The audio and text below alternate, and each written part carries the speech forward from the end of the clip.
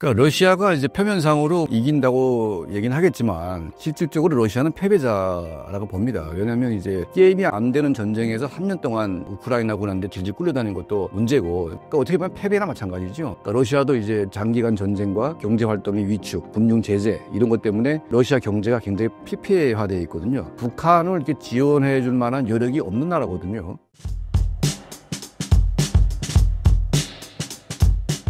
예. 제가 두 번째로 이 신사임당 TV에 출연하게 됐습니다. 최근에 대한민국 정치 상황이 매우 좀 복잡한 상황이라서 북한 문제가 좀 약간 도외시되고 있는 측면이 있지만, 여전히 이제 북한 문제는 우리가 이제 놓치지 말아야 될 또 중요한 부분인 것 같고요. 이 시간을 통해서 또 최근의 북한 상황에 대해서 여러분께 말씀 나누는 그런 시간을 갖도록 하겠습니다. 네, 감사합니다. 파병된 북한군과 러우 전쟁의 현재 상황 어떻게 돌아가고 있나요?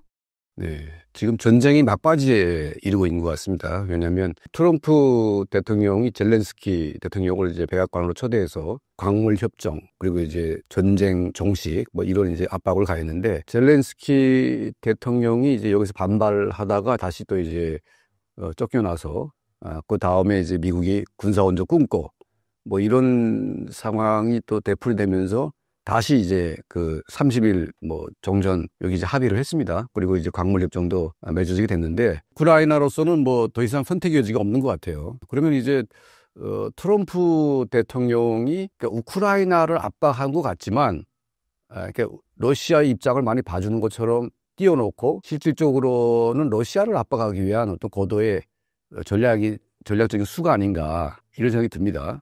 예, 그래서 이제 지금 푸틴이 최근에 쿠르스크에 군복을 입고 나타났습니다. 그리고 이제 북한군이 돌격계로 나서가지고 지금 이 쿠르스크 해방 작전을 지금 하고 있는데, 지금 그 북한군이 거의 디도스 공격하듯이 막 밀물처럼 들어온다고 하는데, 원래 12,000명 파병했던 것으로 알려지고 있지만 우리가 파악하지 못한 것은 적어도 5만 명 이상이 간 것이 아닌가. 그래서 이제 우크라이나 군이 최첨단 군사 장비들, 그리고 이제 드론을 활용해서 죽이고 죽여도 지금 계속 나오고 있는데, 바퀴벌레 같이. 그러니까 이거는 이제 최초에 파견된 12,000명은 거의 소멸되거나 부상당한 상태라서, 그 이후에 계속 병력이 보충되면서 적어도 5만 명 이상이 들어갔기 때문에 그 정도의 병력을 유지하는 것 같고, 아마 푸틴의 입장에서도 지금 최적화된 러시아 해병대, 그리고 러시아 공수부대를 투입해가지고 북한 특수부대가 연합 공격을 하고 있거든요. 그러니까 지금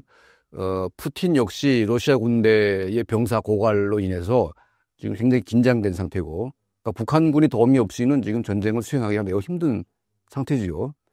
그래서 지금 어떻게 하나 지금 쿠르스크를 해방해서 젤렌스키 대통령이 지금 그 러시아가 점령한 우크라이나 지역과 맞바꾸는 전략, 이거를 끝내기 전에는 전쟁을 끝내고 싶은 생각은 없는데, 지금 트럼프 대통령이 지금 아주 강력하게 당장 지금 멈추라고 지금 하고 있는 거죠. 그러니까 지금 멈추게 되면 러시아가 약간 피해를 본다고 생각을 하고 있기 때문에 지금 멈추지 못하는 상태고. 근데 이제 북한은 이 전쟁이 최소한 그 장기적으로 가는 게 훨씬 유리합니다. 그러니까 왜냐하면 김정은 정권은 병사가 몇 명 죽는 거는 전혀 이제 개의치 않는 정권이기 때문에, 북한 병사들이 죽을 때마다 거기 현금으로 들어오기 때문에 김정은 정권은 이제 이 전쟁이 오래 가기를 바라고 있지만, 30일 휴전에 이어서 정전이 이어지게 되면 제일 피해자는 이제 김정은 정권이 아닐까, 그런 이제 생각을 해보게 됩니다. 실질적으로 러시아가 승리하면서 북한에 엄청난 호재라는 분석이 있는데 사실인가요?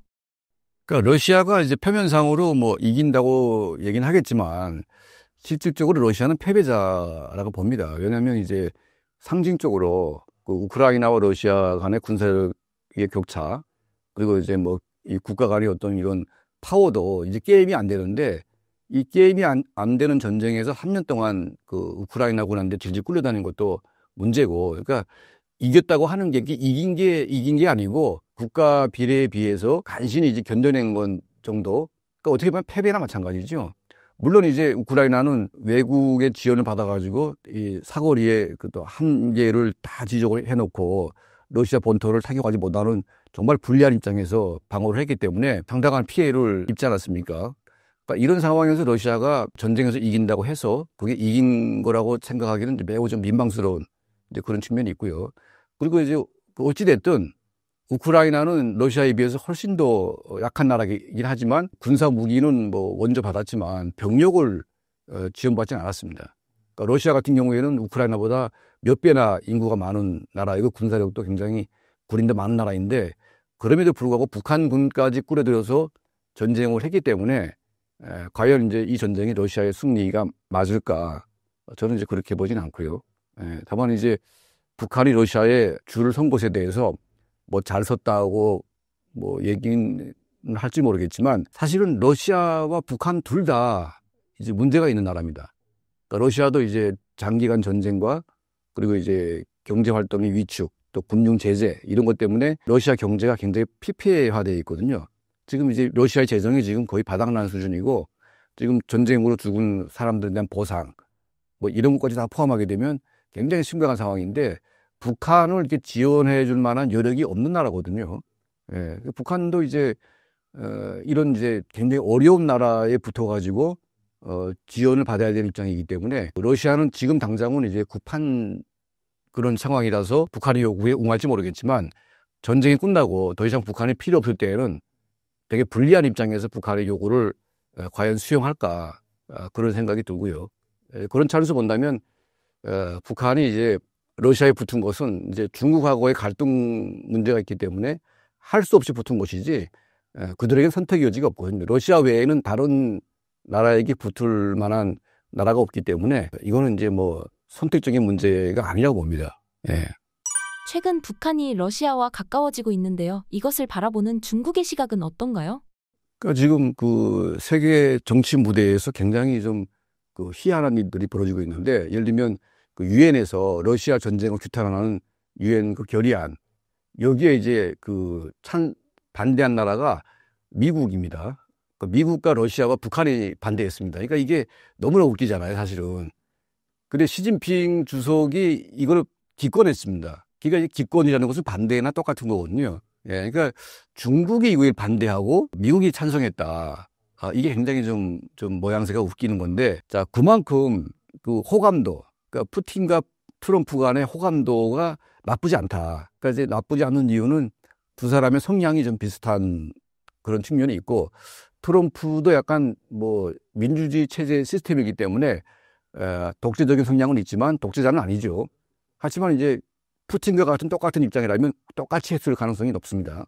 그러니까 둘이 이제 성향이 비슷한 사람이다 보니까 푸틴에 대한 감정은 좋아요. 근데 이제 시진핑 주석에 대한 감정은 매우 좋지 않기 때문에 미국과 중국 간의 관계가 또 안 좋고 그리고 이제 시진핑 주석과 푸틴 간의 관계가 또 굉장히 안 좋습니다. 왜냐하면 그 푸틴이 도와달라고 이제 간절하게 요구했는데 중국이 그걸 막았거든요. 왜냐하면 이제 중국이 여기에 휘말릴 경우에 미국으로부터 제재, 또 유럽과의 관계에 제재가 붙기 때문에 중국이 지금 경제 상황이 매우 안 좋은 상태에서 미국을 둥지고 또 유럽과 둥지게 되면 얻을 수 있는 이익이 없거든요.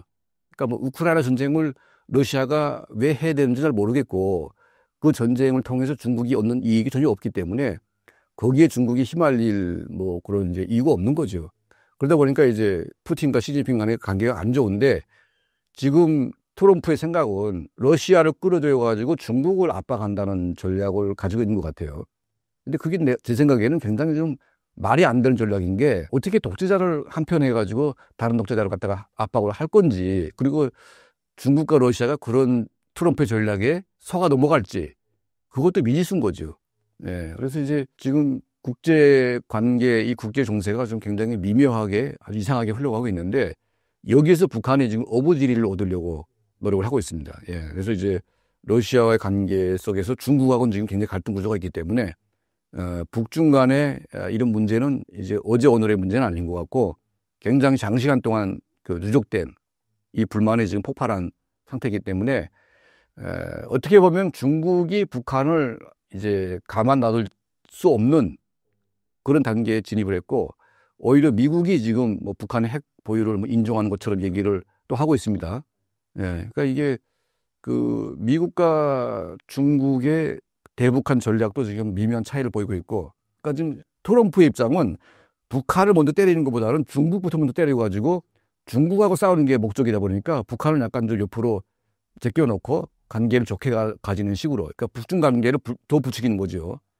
그리고 더 나가서 러시아까지 끌어안아가지고 중국을 고립시키겠다는 건데 이 전략이 과연 통할지 그건 뭐 지켜봐야 되겠지만 일단은 미국은 그렇게 전략을 세운 것 같습니다. 그러니까 약간 도덕적으로 어떤 그 비난을 받을 수밖에 없는 이제 그런 상황입니다. 왜냐하면 그 푸틴 정권도 지금 장기간 독재 하에서 지금 러시아로 갔다가 반민주 정권으로 만들고 있고 또 우크라이나 전쟁을 통해서 많은 우크라이나 국민들을 학살했고 또 파괴했고 또 북한도 지금 북한 내부의 북한 인민들을 지금 파괴적으로 지금 삶을 만들어가는 독재자이기 때문에 이런 자들하고 미국이 과연 그 도덕적으로 이렇게 관계를 좋게 가지는 게 옳은 것이냐, 이게 미국다운 것이냐 하는 이제 그런 질문에 답을 해야 되기 때문에 트럼프가 이제 뭐 이런 뭐 이념에 휘둘리지 않고 실리만 챙긴다고 하지만 이게 원래 이제 미국의 건국 정신과 맞지도 않고 또 이제 미국이 추구해야 될 어떤 신념과 또 이념에도 부합되지 않기 때문에 이런 식으로 가는 거는 단기적으로는 좀 먹힐지 모르겠지만 장기적으로 보게 되면 상당히 좀 이제 미국에 얻는 게 별로 없을 것이다. 저는 그런 예측을 해보게 됩니다. 지금 같은 상황에서 시진핑이 매우 불안한 상태일 것 같습니다. 그러니까 뭐 중국과 미국 간의 어떤 이런 경제 전쟁은 어떻게 보면 패권 싸움이거든요. 예, 그러니까 중국이 이제 미국의 질서에 어떤 위배되는 이제 그런 이제 힘을 키우다 보니까 지금 이 시점에서 중국을 눌러놓지 않으면 결과적으로 미국이 이제 피해를 입는다, 이제 그런 생각을 가지고 있는데 사실 이게 경제적인 측면만 바라보면서 중국을 너무 이제 과도하게 평가하는 것이 아닌가. 그러면서 전쟁의 결과는 뭐냐면 중국인들이 좀 더 민주화되는 길을 미국이 막고 있는 측면도 있다. 그러니까 이제 중국에 대한 기술 제재를 가하면서 촉발된 어떤 전쟁 때문에 지금 중국이 뭘 했냐면 구글, 페이스북, 뭐 X 같은 이제 이런 이제 언론의 자유나 이런 사람들의 이런 자유로운 커뮤니티 이 공간을 다 막아버렸거든요. 그러니까 이제 어떻게 보면 미국의 빅테크도 굉장한 피해를 보게 되고, 근데 애플 정도, 그러니까 뭐 테슬라 이 정도만 이제 좀 팔고 있지 대부분 지금 미국의 기술력이 지금 그러니까 자유롭게 할 수 있는 그런 이제 엄청난 무기들이 중국이 막아놨거든요. 그러면 궁극적으로 미국이 중국을 이기는 것은 중국이 민주화되는 길이거든요. 중국이 민주화돼서 독점화되는 공산당 정권을 이제 와해시키고 또 민주화시키는 게 중요한 것이지. 그러니까 경제적인 격차가 줄어들면서 미국이 위협받는다는 그런 단순한 생각 때문에 오히려 중국 공산당의 힘을 더 키워주고 있는 것이 아닌가 하는 저 개인적인 생각입니다. 그래서 현재와 같은 이제 그런 이제 중국에 대한 압박이 이걸 좀 이렇게 그냥 무턱대고 압박하는 게 아니고 전략적인 압박을 해야 된다. 그러면 이제 중국에 대한 압박이 가장 무서운 게 뭐냐? 중국 인민들이 이렇게 변화되는 거거든요. 근데 이제 중국 사람들에게 외부의 정보를 다 차단시켜 놓고 중국 공산당의 주장만 설득이 되는 그런 나라가 된다면 오히려 미국한테 또 위협이 됩니다. 그러니까 이제 미국이 일정한 정도의 하해를 하면서 압박을 가하는 게 중국이 맡고 있는 이제 그 페이스북이나 유튜브나 이런 것들을 다 풀어주게 하고 거기에 대한 대가를 미국이 양보하는 거죠. 그러면 겉으로 보기에는 미국이 더 많이 양보하는 것 같지만 중국은 이걸 안 하게 되면 더 힘들기 때문에 열 수밖에 없어요. 근데 열게 되면 어떤 일이 벌어지냐? 중국 인민들이 약간 누적된 어떤 불만들이 폭발하게 되고 그 커뮤니케이션 이 마당에서 중국인들이 마음대로 이제 공산당을 비판할 수가 있고 집결할 수 있기 때문에 오히려 중국에 굉장히 좀 이렇게 무서운 거거든요. 예. 근데 이런 무서운 것들을 미국이 포기하면서 중국을 압박한다고 하는데, 그러니까 경제 압박만 가지고는 과연 이게 중국을 고립시킬 수 있을까? 그러니까 트럼프의 전략이 저는 하나만 알고 둘은 모르는 전략이다. 이렇게 보고 있습니다. 예. 그러니까 지금 뭐 중국이 보십시오. 그러니까 이제 오픈 AI가 AI를 만들어 가지고 오픈했는데 중국의 딥시크가 훨씬 더 저렴한 가격으로 지금 다시 튀어나오고 있잖아요.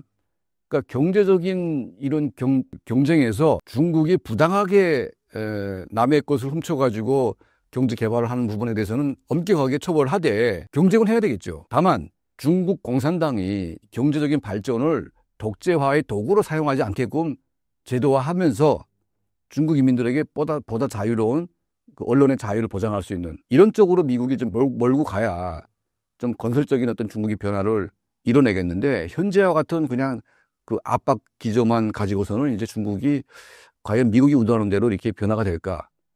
저는 이제 그게 좀 의문점이 있기 때문에 미중 관계도 좀 이렇게 새로운 전략적인 차원에서 접근을 해가지고 중국을 근본적으로 변화시키기 위한, 그러니까 중국이 변화되고 중국이 무너져야 북한이 무너지기 때문에 뭐 중국을 고립시키기 위해서 북한을 활용한다? 이게 좀 순서가 바뀐 거죠. 중국을 통해서 북한을 무너지게 만들어놔야지. 지금 순서가 중국이 문제가 아니라 북한이 문제거든요. 예. 근데 지금 트럼프는 북한을 놔두고 중국부터 먼저 손대겠다고 하는데 지금 급한 것은 북한이다. 그리고 중국은 중국 내부의 그 민주주의 이 과정 속에 있는 이 경제 개방을 정치 개방화로 이제 연결시켜가지고 중국을 근본적으로 변화시키는 이제 그런 전략을 추구하는 게 저는 지금 이 시대에 맞는 전략이 아닐까, 예, 그런 생각을 해보게 됩니다.